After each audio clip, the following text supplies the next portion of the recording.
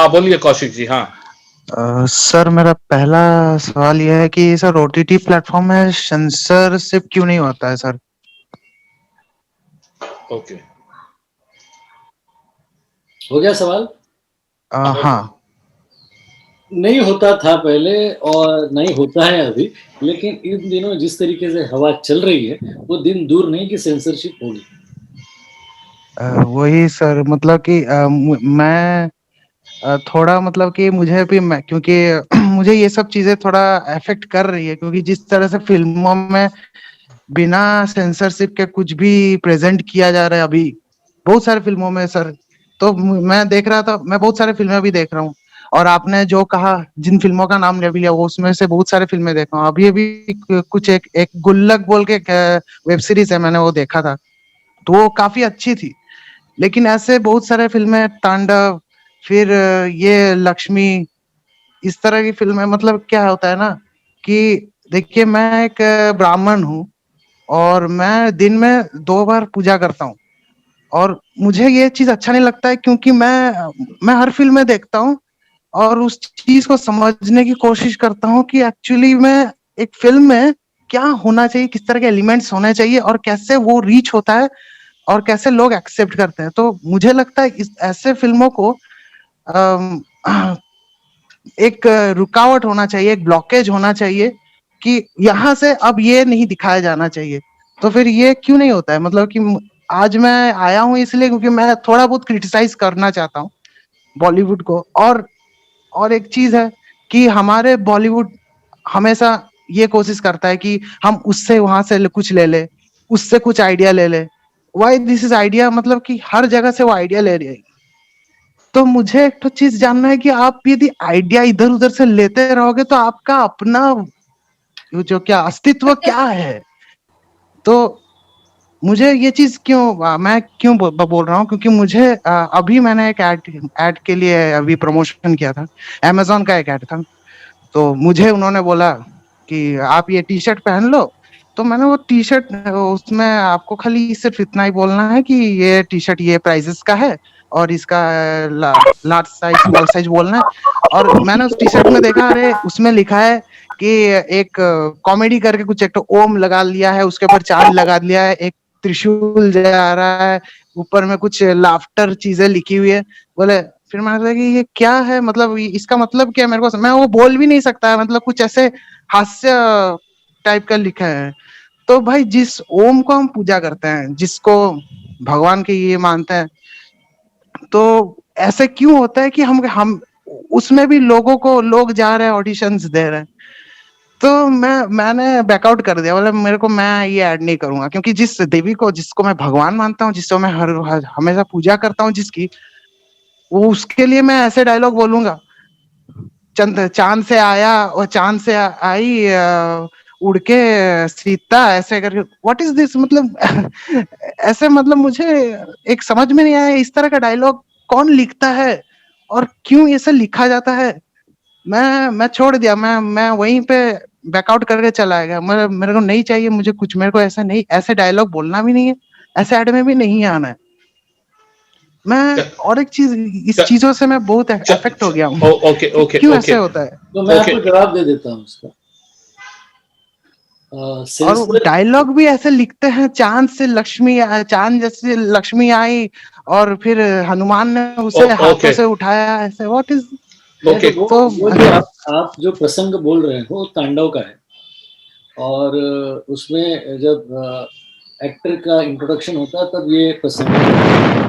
नहीं, मैंने जो बोला था, मैंने अभी एक अमेजोन के लिए मैंने ये किया था, मतलब तांडव का जो ऑडिशन दिया था। एक उदाहरण दिया, उसमें जो एक्टर का इंट्रोडक्शन है उसमें भी वो शंकर भगवान का ही एक व्यंग करता है, और जो दूसरा साथ वाला होता है राम जी के इतने फॉलोअर्स है, इस तरीके से बात करके शुरुआत करता है। अगर आपको याद होगा तांडव में, फिर आपने गुल्लक कहा, तो इतना जरूर है कि गुल्लक और पंचायत जैसे कुछ साफ सुथरे सीरियल्स भी बन रहे हैं, लेकिन मिर्जापुर और फिर पाताल लोक और उसके अलावा तांडव, उसके अलावा इवन आश्रम, ऐसी कुछ चीजें हैं जो कि दलित सेगमेंट पे या हिंदू सेगमेंट पे या मुस्लिम सेगमेंट पे कुछ न कुछ विशेष समाज के वर्गों पर आघात होते जा रहे हैं।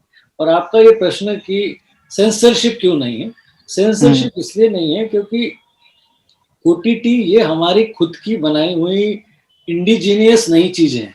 ये इंडिजीनियस इंडस्ट्री नहीं है जो हमने पैदा की है। हम ये जो ओटीटी के प्लेटफॉर्म पे जो फिल्में आ रही है, ये जो बड़े ओटीटी प्लेटफॉर्म से ये विदेशी हैं, विदेशी लोग इंटरनेट के जरिए इस देश में आए हैं। अब हमको अपने तरीके से उनके ऊपर प्रतिबंध लगाना है या नहीं लगाना है, वो इंफॉर्मेशन एंड ब्रॉडकास्टिंग मिनिस्ट्री देख रही है। अब ये जो विदेशी इंटरनेट के जरिए हमारे पास आए हैं, और जब हमने भी उनके लिए बनाना शुरू कर दिया तो उसमें हमने बहुत सारी ऐसी चीजें बनाई जिसके ऊपर धार्मिक चीजों पर या सामाजिक चीजों पर हमने कई सारे प्रश्न खड़े किए। तो इसके लिए बहुत सारे जनमानस को बड़ा मानसिक आघात हुआ है, जैसे आपको हुआ है कि भाई हमारे सामाजिक या हमारे रिलीजियस जो फेसेस है, धार्मिक जो बड़े नाम है, उन नाम के साथ हमारा काफी दिल दर्द करता है या हमको बुरा लगता है कि भाई हमने किस तरीके से आप इन लोगों को इस तरीके से यूज कर रहे हो। तो ये बात तो है, पर अब ये जिस तरीके से आज अगर आप देख रहे होंगे अखबार, तो तांडव के एक्टर्स के ऊपर ऑलरेडी प्रतिबंध लगाए गए हैं, उनके ऊपर नॉन अवेलेबल वारंट भी आ गया है, उसके अलावा मिर्जापुर पे आया गया है। तो एक तरफ आपके जैसे कुछ लोग हैं जो ये चाहते हैं कि भाई धार्मिक चीजों पे इस तरीके के बातें ना की जाएं और इनके ऊपर प्रतिबंध लगाना चाहिए या सेंसरशिप लगाना चाहिए, और दूसरी तरफ कुछ लोग ऐसे भी हैं जो इसके ऊपर सेंसरशिप नहीं लगाना चाहते। लेकिन मेरा ये कहना है कि सेंसरशिप के साथ साथ उससे भी ज्यादा सेंसरशिप होती है क्रिएटिव आदमी की खुद की। जब वो आदमी कुछ बना रहा है तो उसने इस बात की मर्यादा रखनी चाहिए कि वो अपने ऑडियंस को क्या दे रहा है। किसी की धार्मिक भावनाओं को चोट पहुंचा के उसने अपनी क्रिएटिविटी को अंजाम नहीं देना चाहिए। हाँ, उसकी क्रिएटिविटी इस तरीके से बनाई गई है कि वो कुछ कर रहा है, लेकिन वो करने के बावजूद भी इंटरटेनमेंट के दायरे में है और वो किसी को नुकसान नहीं पहुंचा रहे। यानी कि अमिताभ बच्चन दीवार में मंदिर जाता ही नहीं, वो मंदिर के दरवाजे की चौखट के आगे बैठा हुआ है और कहता है कि मुझे मंदिर जाना ही नहीं क्योंकि मेरा भगवान में विश्वास ही नहीं। उसके अलावा अमिताभ बच्चन ने नास्तिक भी की थी, तो अमिताभ बच्चन ने कई सारी फिल्मों में ऐसा कैरेक्टर किया है जिसमें उसने कहा है कि मुझे भगवान पे विश्वास ही नहीं। भगवान के पास वो तब जाता है जब उसकी माँ बिस्तर पे पड़ी होती है और फिर वो कहता है कि खुश तो होंगे बहुत तुम कि आज मैं तुम्हारे पास आया हूँ, इस आदमी ने चौखट आपकी कभी नहीं देखी, क्योंकि वो नास्तिक होता है और उसका भाई आस्तिक होता है, इसलिए वो माँ के साथ मंदिर जाता है। तो उस एंटरटेनमेंट को अगर देखा जाए तो उसमें किसी की भी रिलीजियस भावनाओं को दुख नहीं पहुंचा, क्योंकि वो मैच्योर तरीके से हैंडलिंग थी। तो वो जो मैच्योर तरीके की हैंडलिंग है वो नहीं हो पा रही है, इसलिए कहीं ना कहीं लोगों की धार्मिक भावनाओं को दुख पहुंचता है, जो कि नहीं होना चाहिए। वही तो सर, मैं भी वही कह रहा था कि आइडिया इससे चुरा लेते हैं, उससे चुरा लेते हैं, लेकिन अपना एक तो दिमाग, अपना एक तो ये सोच, वही चीज नहीं होता। ऐसा नहीं, कोई भी ऐसा नहीं है कि आइडिया जैसे अगर हम लोगों ने अपने देश में जो फिल्में बनती है उसमें कुछ चीजें इंस्पायर्ड उससे होती है, तो हॉलीवुड वालों ने भी इंस्पायर्ड होकर कोरियन फिल्मों से बनाई है और अपनी फिल्मों से भी इंस्पायर्ड होकर हॉलीवुड वालों ने फिल्में बनाई है। ऐसा कुछ नहीं है कि क्रिएटिविटी में सारे लोग एक दूसरे से इंस्पायर्ड होते हैं।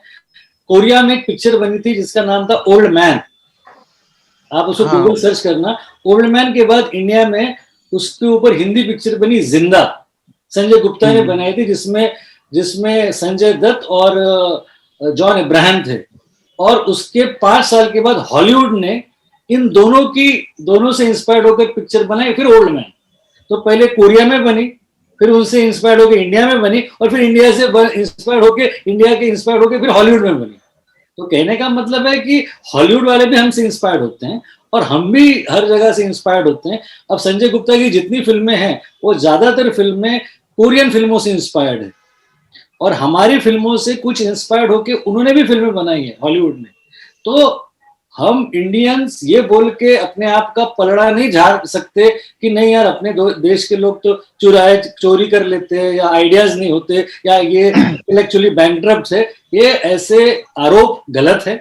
हमारे देश में भी बहुत खूबसूरत अच्छा काम करने वाले लोग हैं, कुछ लोग जो अगर चोरी करते हैं उन लोगों के कारण बाकी लोगों को लेबल देना अच्छी बात नहीं है, ऐसी चीजों से आप परहेज रखें। वेरी सर वेल सर, हाँ सुपर्ब वो तो सुपर्ब बहुत सुपर्ब। बढ़िया सर।